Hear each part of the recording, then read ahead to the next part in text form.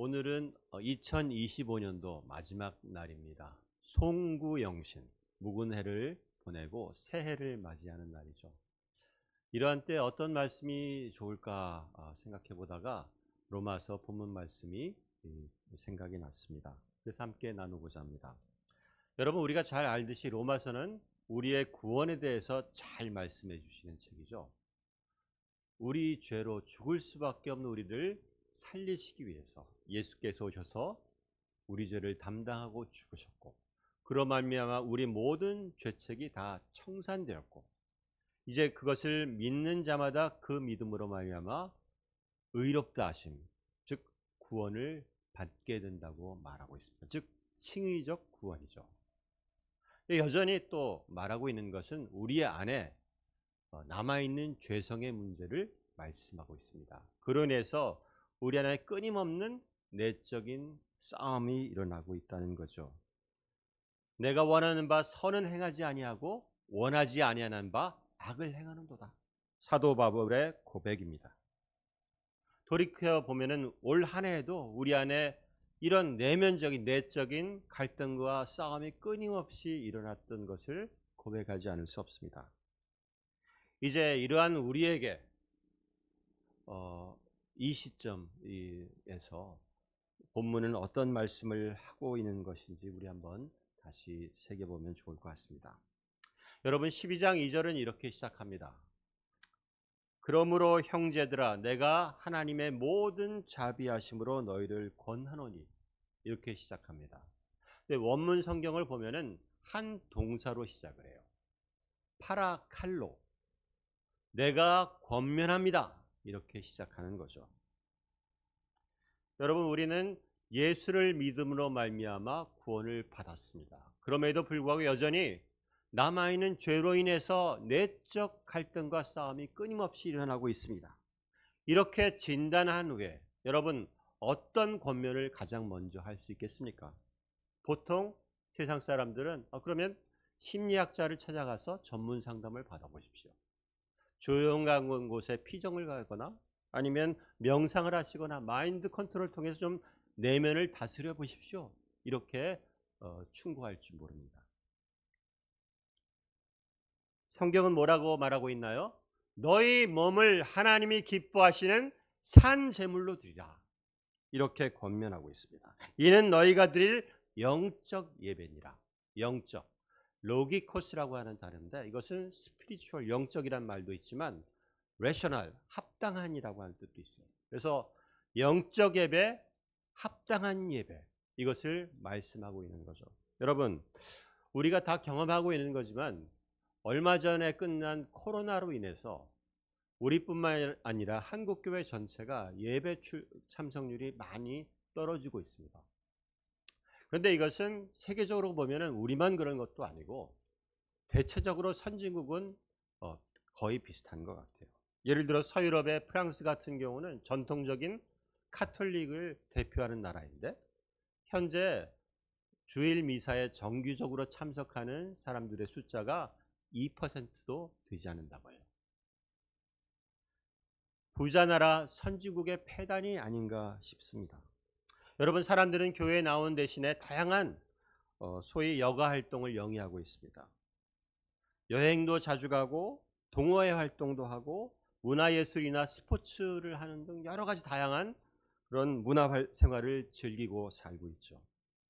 이것은 과거에 소수의 부자나 특권층만 누리던 것인데 이제는 많은 사람들이 다 누릴 수 있도록 보편화된 것 같습니다. 흔히 말하는 삶의 질이 대폭 개선된 것은 사실입니다. 그런데 여러분, 우리가 잊고 있는 것은 우리 영혼은 어떻습니까? 우리 영혼의 형편은 정말 나아지고 있습니까?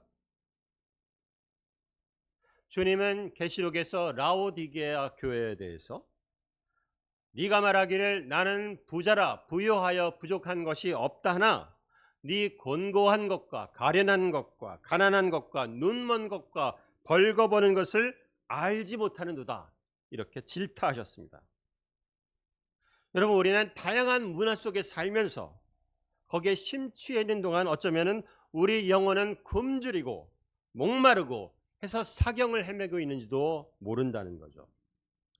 여러분 12장 2절 말씀도 우리 한번 읽어볼까요? 시작. 너희는 이 세대를 본받지 말고 오직 마음을 새롭게 함으로 변화를 받아 하나님의 선하시고 기뻐하시고 온전하신 뜻이 무엇인지 분별하도록 하라. 너희는 이 세대를 본받지 말라고 했어요. 본받지 말라. 여러분 이 본받다라고 하는 헬라어 동사는 시스케마티조라고 하는 단어인데요. 스케마, 틀이라고 하는 뜻이죠. 여기서 영어 스킴이라고 하는 말이 나왔어요. 스케마. 여기에 함께를 뜻하는 수라고 하는 접두사가 붙어서 동사가 된 말이에요. 말하자면은 붕어빵 틀로 붕어빵을 찍어내는 것을 연상하시면 됩니다. 여러분 우리는 이 시대 예수를 닮아가는 것이 아니라 오히려 세상의 붕어빵이 되어가고 있는지도 몰라요. 여러분 고도로 발달한 첨단 과학기술을 한번 생각해 보세요. 얼마나 그 효율이나 생산성이 막강합니까? 보통 사람들은 견주어볼 엄두도 내지 못해요. 그리고 IT가 고도로 발달해서 이 스마트폰 시대에는 우리는 하루 종일 이 세상의 그 주장과 사상들을 끊임없이 알게 모르게 듣고 세뇌되고 있습니다.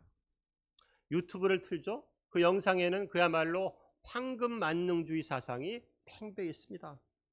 물론 거기에 유익한 정보들이 없는 것은 아니에요. 많죠. 또한 거기에는 쓸모없는 이야기들이 너무 많아요. 뭐 코인을 내서 유튜브를 찍어서 연예인이 돼서 갑자기 떼돈을 벌었다더라. 그리고 젊은 나이에 어마어마한 저택을 구입했더라. 이런 허무맹랑한 이야기들이 넘쳐난다는 거죠. 여러분 우리가 세상 문화에 노출되면 될수록 어쩌면 우리 영혼은 약해져 가고 있는지도 모릅니다. 본질적으로 세상과 벗된 것은 하나님의 원수됨이라고 야고보서에서 규정하고 있어요. 또한 고린도후서 4장 4절을 보면 이 세상 신이 믿지 아니하는 자의 마음들을 혼미하게 하여 그리스도의 영광의 복음의 광채가 빛이 나지 못하게 하는도다라고 말하고 있습니다.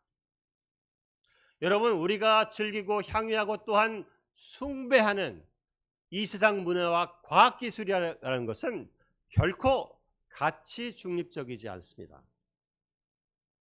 그 속에는 우리가 모르지만 은연중에 하나님을 아는 것을 대적하는 세상 정신이 스며 있다는 것이죠. 그래서 로마서를 보면은 그 안에는 불의와 탐욕이 팽배하고요. 시기와 분쟁과 사기와 악독으로 가득 차 있는 것을 우리가 놓쳐서는 안 된다는 거죠. 그래서 우리가 아무 생각 없이 세상 문화의 무방비 상태로 노출되어 있다면은 어쩌면 우리의 영적인 눈은 점점 어두워질 수 있고요. 그러다 보면 차츰차츰 우리가 복음의 빛을 보지 못하게 되고 어쩌면 우리의 믿음도 잃어버릴 위험에 처할지도 모른다는 것이죠. 우리는 그것을 잊지 말아야 합니다. 그러면 어떻게 해야 될까요? 다시 우리가 주목하는 것은 12장 1절입니다. 큰 소리로 우리 한번 다시 읽어봅시다. 시작. 그러므로 형제들아 내가 하나님의 모든 자비하심으로 너희를 권하노니 너희 몸을 하나님이 기뻐하시는 거룩한 산 제물로 드리라. 이는 너희가 드릴 영적 예배니라. 이 원문에서 예배라는 말은 라테리아라고 하는 말이에요. 라테리아. 이것은 본뜻이 종이 주인을 섬기는 것을 뜻하는 말이에요. 종교적인 예배하고는 아주 거리가 먼 말입니다. 당시에 종교적 예배를 뜻하는 말은 예를 들어서 퓨시아 같은 다른 말들이 많이 있습니다.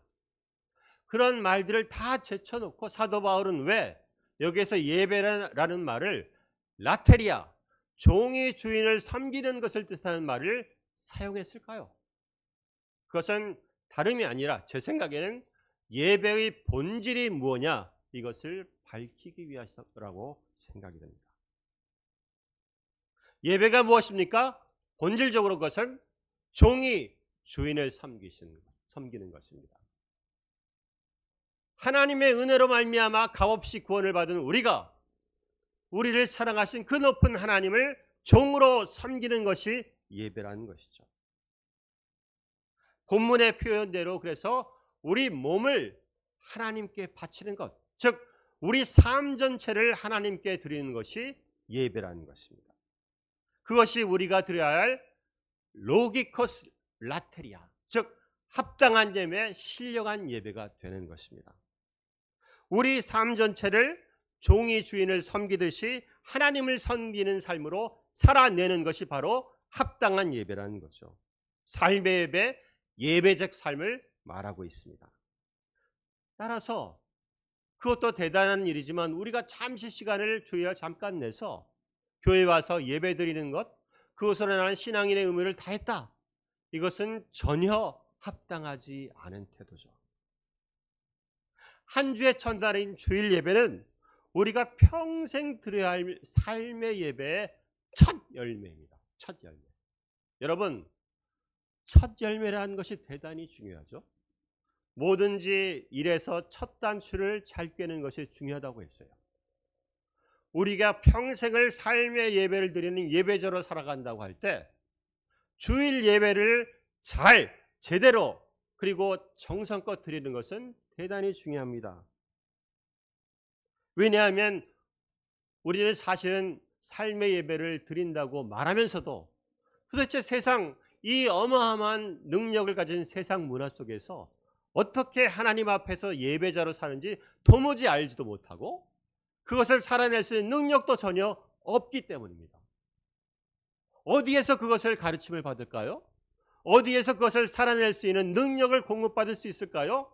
그것은 주일 예배, 하나님으로부터 공급받고 배울 수 있는 것이죠.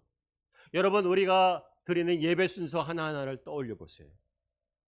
예배는 우리가 살아계신 하나님 앞에 나아가서 그분의 임재 앞에서 그분을 오직 하나님만을 높이고 찬양하고 영광을 돌리는 것입니다. 여러분, 우리는 참여 그리고 간구의 기도를 통해서 하나님께 우리의 모든 것들을 올려드리죠. 그리고 내려주시는 말씀을 통해서 우리의 영혼이 각성하고 교정되고 그리고 성령의 능력으로 채워집니다. 그리고 우리에게 허락하신 물질의 일부를 하나님께 봉헌하고 올려드리죠. 그리고 머리 되신 그리스도의 지체된 형제 자매들과 사랑의 교제를 나누고 있습니다. 이것이 바로 예배죠.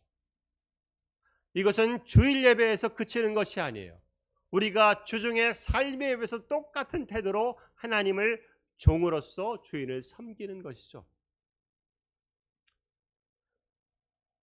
여러분, 새해는 우리가 먼저 주일 예배에서 우리가 임하는 태도나 생각이 바뀌어야 합니다. 우리는 삶에서 가장 중요한 것을 예배를 통해서 배워야 한다는 거죠. 우리가 세상에서 살아날 가장 그 중요한 능력, 그것을 예배를 통해서 공급받아야 한다는 거죠. 그래서 순서 하나마다 믿음으로 참여하는 그런 예배가 되시기 바랍니다. 여러분, 주일 예배는 주중에 어떻게 하나님을 섬기는 삶을 살 수 있을지 집중적으로 배우는 현장이라고 했습니다. 그러면 그 다음 월요일 날부터는 그것을 이제 배운 것을 실습하고 실천하는 거죠. 여러분, 수업 시간에 멍 때리면요, 나중에 고생합니다. 그래서 우리가 주일 예배 때 정신 차리고 집중해서 예배를 드려야 할 이유가 있다는 거죠. 주일 예배 때 하나님 섬기는 삶을 잘 배워야만 주중에 우리가 삶에서 방황하고 헤매하고 마치 우리가 삶에 아무런 기준이 없는 것처럼 우왕좌왕하고 당황해서 어쩔 줄 몰라 하는 일이 적어질 수 있다는 거죠. 여러분, 우리는 삶의 목표가 불분명한 사람들이 아니에요. 분명히 우리가 가야 할 곳이 있고 우리 삶에는 중요한 원칙이 있고 기둥이 있습니다. 그것을 붙들고 사는 것을 우리는 주일 예배 때 배워야 하고 그것을 가지고 그 기둥을 가지고 원칙을 가지고 주중에 우리는 원칙 있는 하나님을 향해 하나님을 섬기는 삶으로 살아내야 한다는 거죠. 여러분, 주일 예배는 우리 삶의 기준점이 되어야 됩니다. 우리 삶에 움직일 수 없는 기둥이 되어야 됩니다. 여러분, 기준이 흔들리면 다 흔들리게 되어 있어요. 그래서 우리 삶이 편안하면 우리의 예배가 바뀌어야 합니다.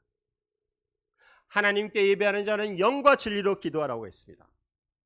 성령 안에서 말씀을 붙들고 온 마음을 다해서 우리를 구원하신 영광의 하나님을 뜨겁게 찬양하고 영광을 돌리는 그런 예배가 되면 좋겠습니다. 특별히 목사님도 강조하시지만 주중에 우리가 찬양하는 그런 일이 더 많아졌으면 좋겠어요. 제가 청년 때를 생각해 보면은 저는 진짜 월요일부터 토요일까지 그건 신학하기 전의 얘기인데 찬양이 제 입에서 떠나간 적이 별로 없었던 것 같아요. 길에서도, 그리고 특별히 이제 어떤 때 찬양을 많이 했냐면 학년 말 시험이 끝나고 발표가 나기 전에 얼마나 떨려요. 가는 길 1시간 내내 찬양을 했어요. 하나님 도와주십시오. 찬양. 여러분, 우리가 주중에 찬양하고 기도하고 말씀에 집중하고 이런 태도로 한 주 한 주를 살아내는 새해가 되길 원합니다. 그래서 우리 각자의 삶에서 새해에는 정말로 하나님을 높이고 하나님께 영광 돌리고, 그리고 우리 삶 자체를 하나님이 기뻐하시는 거룩한 산 제사로 드리는 정말로 의미 있고 가치 있는 새로운 한 해가 되시기를 주님의 이름으로 축원드립니다. 우리 기도하겠습니다. 이 시간 한 3, 4분 정도 새해를 맞이하면서 정말 새로운 각오로 주님 예배자로 예배하는 삶 전체를 하나님께 올려드리는 삶을 살고 싶습니다. 특별히 주일 예배에서 우리의 태도가 바뀌길 원하고, 우리가 예배 때 배운 바대로 주중에 살아낼 수 있도록 주여 우리를 가르치시고 능력을 더해 주옵소서. 우리 간절한 목소리로 함께 기도하겠습니다.